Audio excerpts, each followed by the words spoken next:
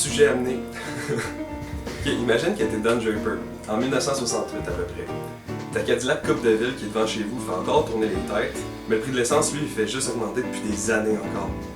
À l'époque, tout le monde voulait avoir l'air de quelqu'un d'autre, quelqu'un de meilleur, quelqu'un de plus riche, quelqu'un de plus prestigieux. Et un des symboles majeurs de la richesse, c'était bien entendu le véhicule que tu conduisais. Fait que là, c'est ça. T'es en janvier, puis là, t'es chez vous un samedi ou un dimanche, puis là, t'ouvres le journal. Tu vois une publicité pour une toute petite voiture.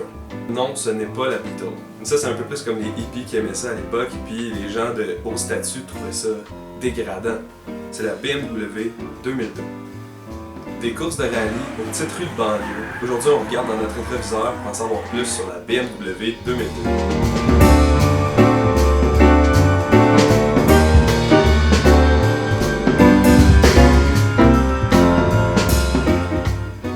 BMW, ça commence à peu près en 1916 quand Gustav Otto et Carl Friedrich Rapp ont décidé d'unir leurs forces pour former Bavarian Motorenwerk, ou en français, l'usine de moteurs bavarois. Dès leur départ, en fait, ils construisaient uniquement des moteurs d'avion, et ça jusqu'en 1929, et c'est là qu'ils ont eu leur première opportunité pour construire un véhicule, la Austin 7, suite à l'acquisition du constructeur automobile Dixie qui en avait le contrat. Dans l'histoire de BMW, il y a eu beaucoup de points extrêmement positifs et de points extrêmement négatifs. Si on regarde environ les années 50, c'est là où il y avait vraiment un trou dans leur budget. Ils étaient loin de la profitabilité. Mais pour vous donner une idée, les modèles qui étaient dans leur catalogue à ce moment-là, c'était la petite berline 700. Puis il y avait aussi la petite Isetta qui, en Amérique, allait jamais percer le marché, c'est certain. Leur réputation se levait coup après coup, puis les coffres de l'entreprise étaient quasiment rendus vides à ce moment-là. Le groupe Daimler-Benz, juste un petit peu après, avait proposé l'achat de BMW, mais c'est Herbert Kant, un des investisseurs principaux chez BMW, qui, pour son amour pour l'entreprise, n'a pas voulu vendre et a décidé d'acheter encore plus d'actions de l'entreprise, ce qui le mettait dans une situation à risque, mais ce qui lui permettait de garder contrôle un peu sur sa passion pour l'entreprise. Mais comme vous le voyez aujourd'hui, ça a été un risque qui a été extrêmement bénéfique pour l'entreprise sur toute la ligne. On ressent encore des répercussions de cet événement-là encore des années plus tard. Bon, puis après ces réinvestissements-là de la part de Herbert, ils ont décidé de réinvestir pour faire une nouvelle berline, mais cette fois-ci un peu plus puissante puis un peu plus axée sur les réels besoins des Américains entre autres, d'où la série New Class qui est arrivée un peu plus tard dans les années 50 pour résoudre justement ce problème-là. C'est en 1966 qu'ils présentent leur premier véhicule de la série 2, c'est-à-dire la 1600.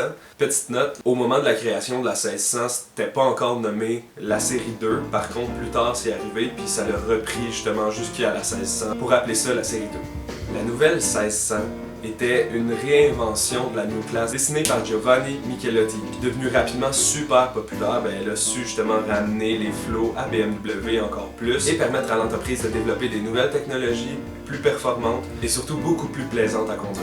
C'est 2 ans plus tard, en 68, après avoir développé le moteur M10, donc c'est l'union du moteur M10 qui venait d'être conçu, donc le moteur de 2 litres, à la série 2, donc la 1600, le corps de la 1600, qui fait en sorte qu'aujourd'hui, on a la 2002. Avec les années, la 2002 s'est retrouvée avec beaucoup de prix et beaucoup d'honneurs, entre autres en course de rallye, en course d'endurance, en tourisme ou même en course de côte. Avec les années, ils ont développé beaucoup de sous-modèles pour permettre différentes options, comme par exemple la TI, qui était légèrement plus puissante que le modèle d'origine. Il y a aussi la TII, qui est munie d'un système d'injection mécanique. Le modèle Turbo, qui développe au moins 60 chevaux vapeur supplémentaires par rapport au modèle de base. Et finalement la Touring, qui permettait d'unir le plaisir de conduite et la voiture familiale.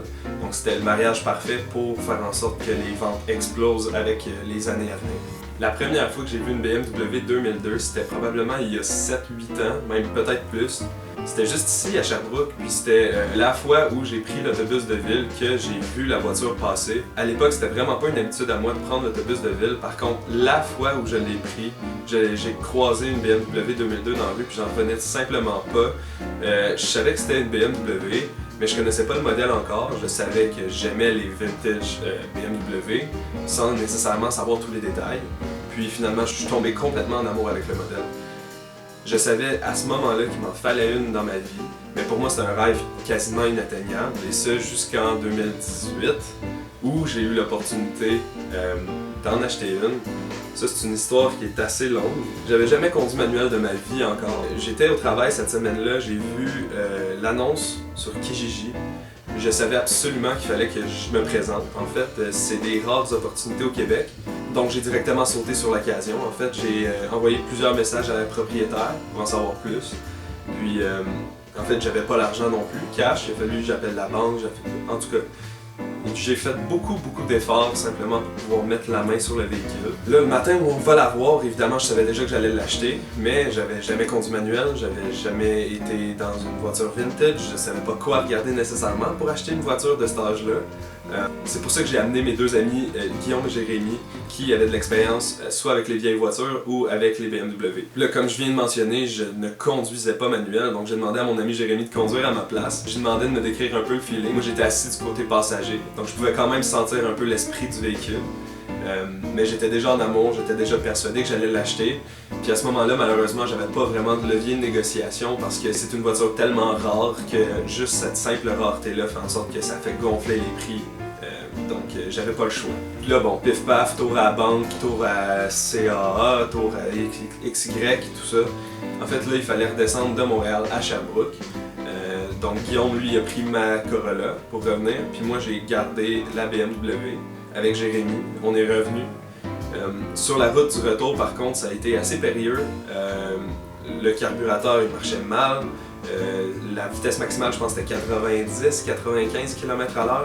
Il y a aussi bon le fait que c'était la période des déménagements, puis maintenant on suivait quelqu'un qui déménageait, puis il y avait un des tiroirs d'une commode qui a volé, puis nous on était relativement proche aussi du camion, donc il a fallu qu'on esquive rapidement.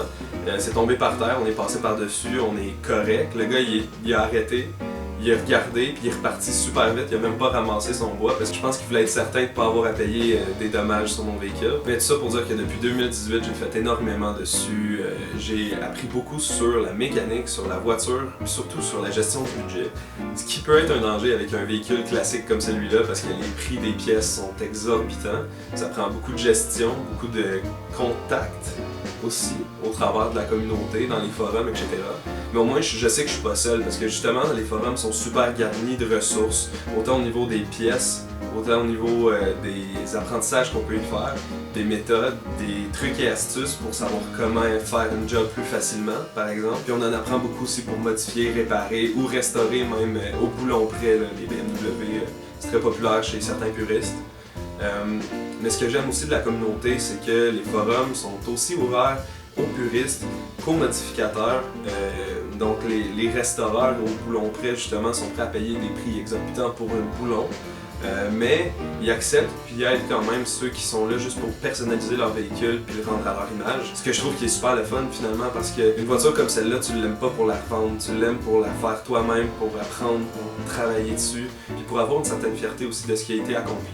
C'est ce qui met fin à cette vidéo-là, c'est la première que je fais, donc n'hésitez pas à me donner des suggestions en commentaire, autant au niveau de ce que je peux faire pour améliorer la vidéo, mais aussi des suggestions pour des prochaines vidéos. Donc si vous avez un véhicule ou une moto, un VTT, peu importe, une marque qui vous intéresse dans l'histoire de l'automobile, n'hésitez pas à m'en faire part, puis c'est très possible que je fasse un épisode là-dessus.